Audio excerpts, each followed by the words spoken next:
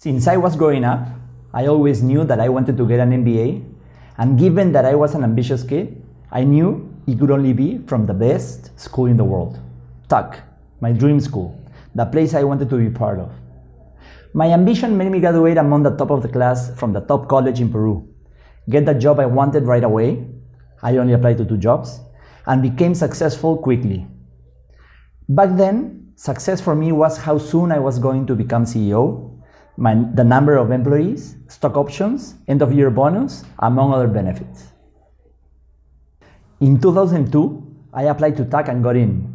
Yes, I was very excited about it.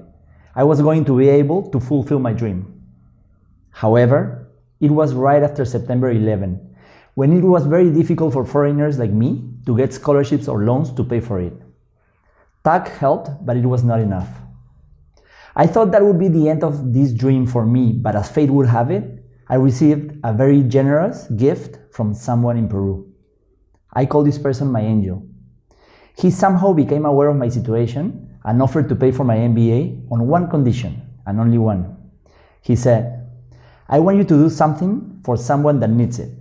What you do, when you do it, how you do it, who you do it with, or who you impact, doesn't matter." He even said, "I'm never going to ask you if you did it or not. It's up to you and your conscience." I finished TUC and focused on making it. I put off the whole doing something to help someone thing for a different phase of my life and continued along the path of ambition. I moved to New York City, worked as a management consultant, living the bachelor life in the city that never sleeps, worked hard, partied harder during the weekends, saved some money, etc. In the back of my mind, I knew I'd end up back in Peru.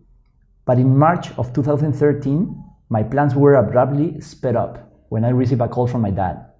He said, "I have been diagnosed with stage 4 cancer, and the doctors have given me 3 months to live."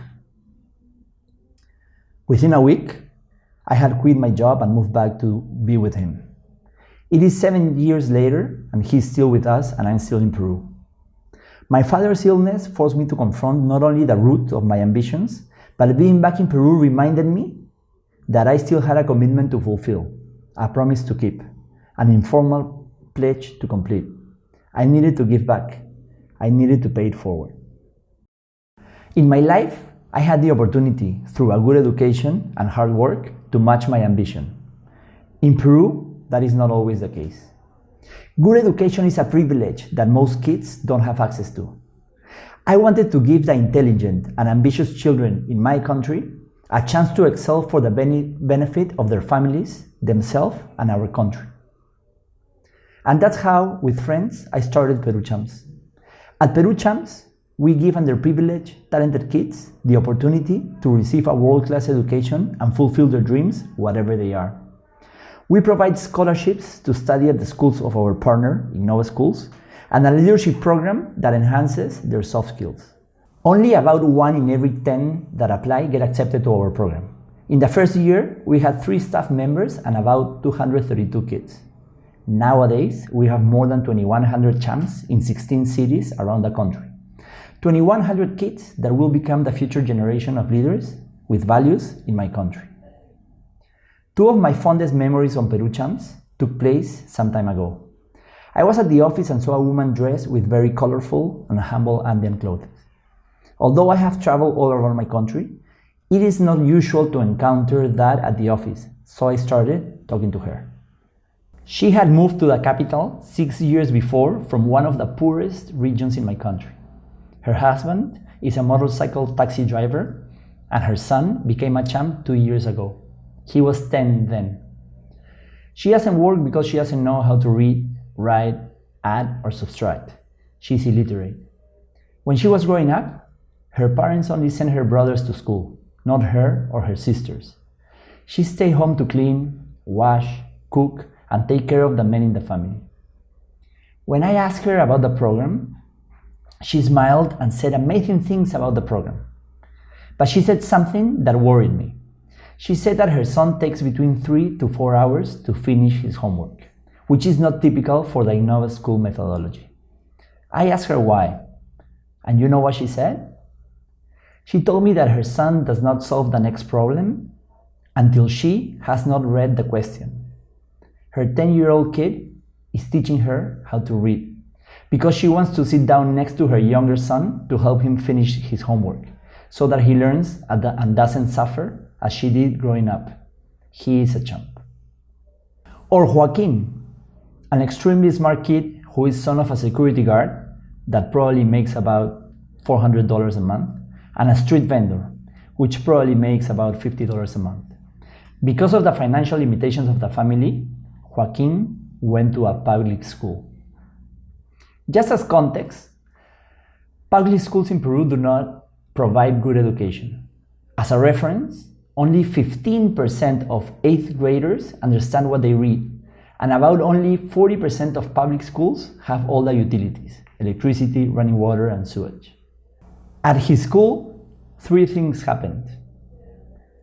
1, because he's very smart, he got bored easily. He learned the lessons quickly and felt that it was not challenging for him. Number 2, he was the top student in the class, which is very good. But number 3, he got bullied, physically and psychologically, to the point that he asked his dad not to go to school ever again. His dad convinced him against it, so he decided, as a defense mechanism, to stop showering on Monday mornings and shower again on Friday afternoons after school, so that if he smelled bad, at least some of his classmates won't abuse him physically. A very smart kid whose talent was going to go down the drain because of the lack of opportunity. Luckily for us, he discovered Peru Champs. He applied and got in. Now, he goes happily to school every day because he knows he's learning. He's not top of the class, but still top 5. He has a lot of friends, and now he showers every day, in cold water, but he showers. I'm sure he will become a very successful engineer. He is a champ. This is why we say we're transforming lives. Also, for the first time, we have 4 champs going to study abroad. 1 to study economics in Russia, another 1 to the United World Colleges in Canada, another 1 to Berkeley College in Boston to major in music, and the last one to Stanford University. The latter was also accepted to Duke, Dartmouth, NYU, Oxford, Emory, Georgetown, Swarthmore, among 12 in total. Her family comes from the poorest region in Peru, and no one ever had gone to college. Some didn't even graduate from school or even know how to read. Her dad is an informal taxi driver, and her mom a street vendor. After watching the news and reading about violence against women in my country, when she was 15, she started an NGO that helps empower young female students.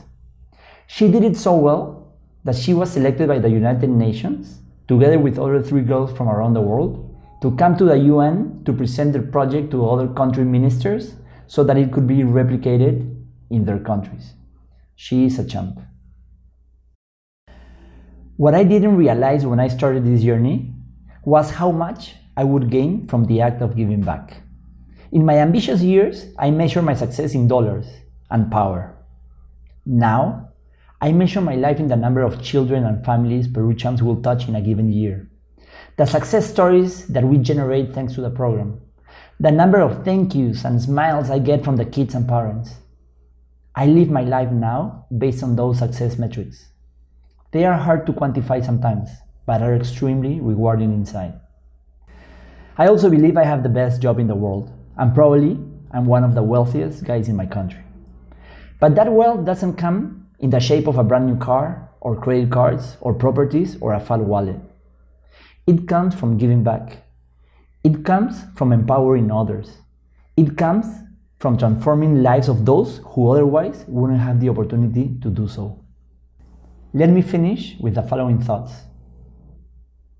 A privilege upbringing often leads itself to a life in which we find ourselves in positions of power. Places from which we have the opportunity to make lasting, tangible impact. An opportunity provided to us by the families we were raised in and the circumstances we were lucky enough to be born into. An incredibly large number of people across the world cannot claim to have access to even the most basic of these privileges. things we often take for granted. Gratitude is a start, as is empathy, but these aren't enough. Today, tomorrow, or sometime in the future, we all have an obligation to empower those around us, to give back to the environment that gave us so much. For if we don't, who else will? Thank you.